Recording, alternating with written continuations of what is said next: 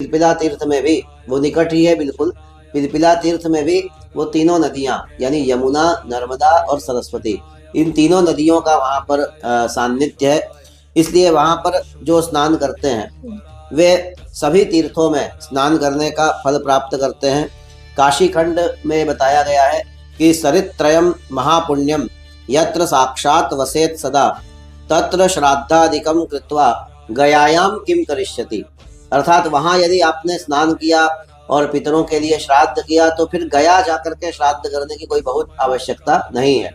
अर्थात गया में जाकर के श्राद्ध का जो पुण्य है वही पुण्य उस पिलपिला तीर्थ में भी स्नान करके पितरों के लिए श्राद्ध करने से, पिंडदान करने से वही पुण्य वहाँ पर समान पुण्य प्राप्त होता है। और केवल नर्मदा यमुना ही नहीं, अन्य भी अनेक तीर्थ उस पिलपिला तीर्थ में आकर के निवास करते हैं। इसलिए वहाँ पर जो लोग स्नान करते हैं, दीन और ऐसे जो दरिद्र लोग हैं उनके ऊपर दया करते हैं, वहाँ उनको दान धर्म आदि करते हैं, वो अत्यंत सुख और अत्यंत ऐश्वर्य प्राप्त करते हैं।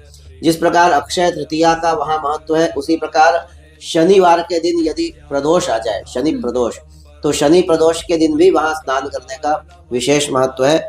ये बतलाया गया है कि शनि त्रयोदशी देवी भविष्यति यदा तदा तस्मिन् पिलपिला कुंडे स्नानम कार्यम प्रयत्नतः। यह शिव रहस्य की पंक्ति है, जहाँ पर यह बतलाया गया कि पिलपिला तीर्थ में शनि प्रदोष को स्नान करने से विशेष पुण्य प्राप्त होता है। इसी प्रकार से तीर्थम पिलपिलाख्यम वै मनोमल विनाशनम तत्र श्राद्धादिकरणात् दीनानाथ प्रतर्पणात् महतीम श्रियमाप्नोति मानवो तीव निश्चितम। यह भी काशी खंड में बताया गया कि वहाँ पर जो श्राद्ध करते हैं, पितरों के लिए तर्पण करते हैं, दीन, अंधे, लंगड़े, लूले, ऐसे जो दरिद्र, उनको दान देते हैं। इसी प्रकार से जो वहाँ पर अन्य धार्मिक कार्य करते हैं उनको सारे दुख दूर होते हैं, और उनका जो मन का जो मालिन्य है, एक शारीरिक मल होता है और एक मानसिक मल होता है, तो मानसिक मल भी उनका दूर होता है। इसलिए पिलपिला तीर्थ का इस वैशाख मास में और उसमें भी अक्षय तृतीया के दिन विशेष महत्व है।